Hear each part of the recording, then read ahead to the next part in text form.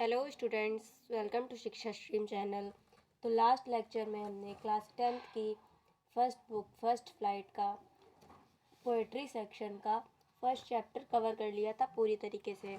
तो आज हम देखने वाले हैं सेकंड चैप्टर, जिसका नेम है फायर एंड आइज। तो इस चैप्टर के पोएट का नेम रॉबर्ट फ्रॉस्ट है। देखते हैं इस पोएम का first stanza. Some say the world will end in fire. कवि कह रहा है कि कुछ लोगों का मानना है कि विश्व का अंत अग्नि में होगा। यहाँ पर फायर को एज ए सिंबल यूज किया गया है, डिजायर का सिंबल है फायर यहाँ पर। सम से इन आइज, जबकि कुछ और लोग कहते हैं कि विश्व का अंत बर्फ में होगा। यहाँ पर बर्फ भी सिंबल ही है, और बर्फ यहाँ पर हेट का सिंबल है, घृणा का सिंबल है। From what I have tested of desire, कवि कह रहा है क्योंकि मैंने तृष्णा का स्वाद चखा है। I hold with those who favour fire, तो मैं उनका समर्थन करूँगा, उनके साथ एग्री होऊंगा जो फायर का समर्थन करते हैं। अब देखते हैं इन 4 लाइन से हमारे क्या क्या क्वेश्चंस बन सकते हैं एग्ज़ाम में।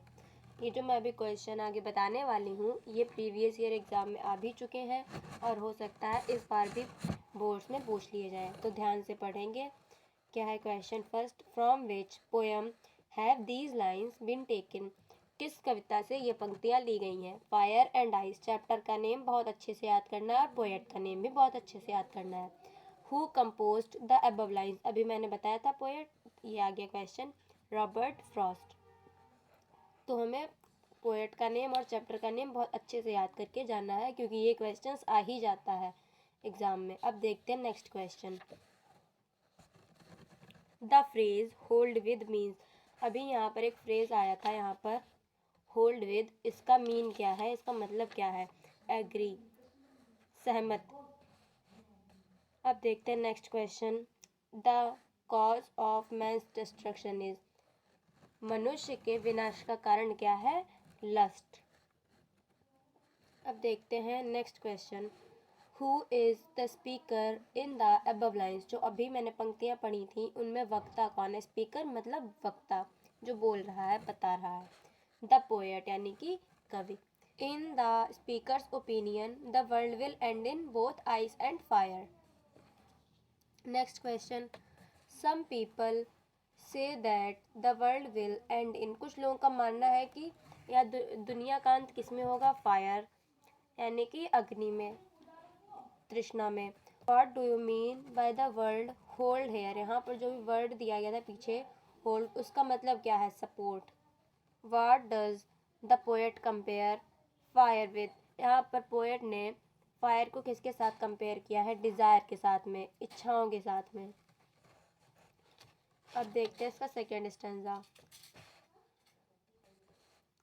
But if it had to perish twice, अगर विश्व का अंत 2 बार हो या 2 बार होना पड़े, पेरिश मतलब अंत, ट्वाइस मतलब दोबारा।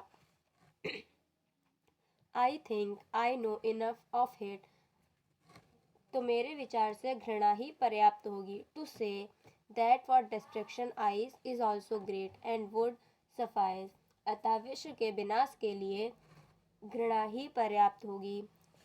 तो इस स्टैंजा में देखते हैं क्या क्वेश्चंस हैं। Who is the poet of this poem, यहाँ पर भी सेम क्वेश्चन आ गया है, बस थोड़ा सा क्वेश्चन का जो है फेस चेंज है, बाकी सेम बिल्कुल वैसा ही है, Robert Frost. What enough to destroy the world is, विश्व को खत्म करने के लिए क्या इनफ है, हेट्रेड, घृणा। देखते हैं next question. The word suffice means, यहाँ पर ये जो वर्ड दिया गया था पीछे स्टैंजा में, सफाइस, इसका मीन क्या है, टू बी इनफ, पर्याप्त होना। What is the meaning of parish, अभी मैंने बताया था पीछे, पैरिश मतलब ख़त्म होना यानी कि एंड। तो ये क्वेश्चंस आपको मिलेंगे कैसे, आपको डायरेक्ट नहीं मिलेंगे, आपको खुद से क्वेश्चंस ही नहीं, वहाँ पर आपको एक क्वेश्चन दिए जाएंगे, नीचे 4 ऑप्शंस होंगे A B C D, उनमें से आपको जो भी ऑप्शन आपका सही है, आपको वाला ऑप्शन जैसे मैंने यहाँ पर लिखे हैं वैसे आपको ब्लू पेन से एग्ज़ाम पेपर में देखकर कॉपी में लिख देना है। अब देखते हैं इसमें सेंट्रल आइडिया, जो कि पूछा ही जाता है एग्ज़ाम में। देखते हैं इसका सेंट्रल आइडिया, काफ़ी ईजी लैंग्वेज में मैंने बताया है, देखते हैं। The poem Fire and Ice by Robert Frost explains. Fire and ice जो कि रॉबर्ट फ्रॉस्ट ने लिखी है, यह बताती है how the world can be destroys because of negative human emotions, कि विश्व का अंत किस प्रकार हो जाएगा यहाँ पर उपस्थित लोगों के नेगेटिव नकारात्मक भावनाओं से. The poet uses the words fire and ice as symbols. यहाँ पर जो fire and ice words use किए गए हैं, यहाँ पर पोएट ने उन्हें सिम्बल्स के रूप में यूज़ किया गया है. Fire stands for desire. आग डिज़ायर इच्छाओं के लिए यूज़ की गई है. ग्रीड लालच के लिए यूज़ की गई है. एंड एंगर और गुस्से के लिए यूज़ की गई है. When people have too much desire, जब लोगों के पास बहुत सारी इच्छाएं होती हैं और एंगर और गुस्सा होता है, इट क्रिएट्स वायलेंस, यह हिंसा बन जाती है.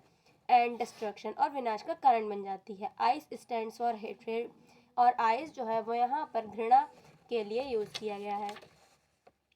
कोल्डनेस, और एकदम शांति के लिए यूज़ किया गया. एंड लेक ऑफ लव, और प्रेम की कमी के लिए यूज़ किया गया है. व्हेन पीपल बिकम सेल्फिश, जब लोग मतलबी बन जाते हैं. एंड अनकेयरिंग, और सिर्फ अपना ही सोचते हैं. It slowly destroys relationships and humanity, यह धीरे धीरे रिश्ते और इंसानियत ख़त्म कर देती है. द पोएट बिलीव्स, पोएट का ऐसा मानना है that both fire and ice, कि फायर और आइस यानी कि आग और बर्फ आर पावरफुल इनफ, काफ़ी ताकतवर है, टू एंड द वर्ल्ड, या विश्व को ख़त्म करने के लिए. थ्रू दिस पोएम, इस पोएम के through Robert Frost gives the message, Robert Frost यह मैसेज देते हैं that bad emotions can destroy life, कि नकारात्मक भावनाएं, बुरी भावनाएं जीवन ख़त्म कर सकती हैं, तबाह कर सकती हैं. So we should control our feelings, तो हमें अपनी भावनाओं को कंट्रोल करना चाहिए. And live with love and understanding, और प्रेम और समझ के साथ में जीना चाहिए. तो ये हमारा यहाँ पर सेकंड चैप्टर भी पूरा ख़त्म हो गया. अगर आपको इस चैप्टर से रिलेटेड कोई भी डाउट्स हो, कोई भी क्वेश्चंस हो, तो आप कमेंट करके पूछ लीजिएगा. और जिसने भी अभी लास्ट लेक्चर नहीं देखा है वो जा कर के देख ले. पहले के भी चैप्टर्स मैंने पूरी तरीके से कवर कर लिए हैं लास्ट लेक्चर्स में.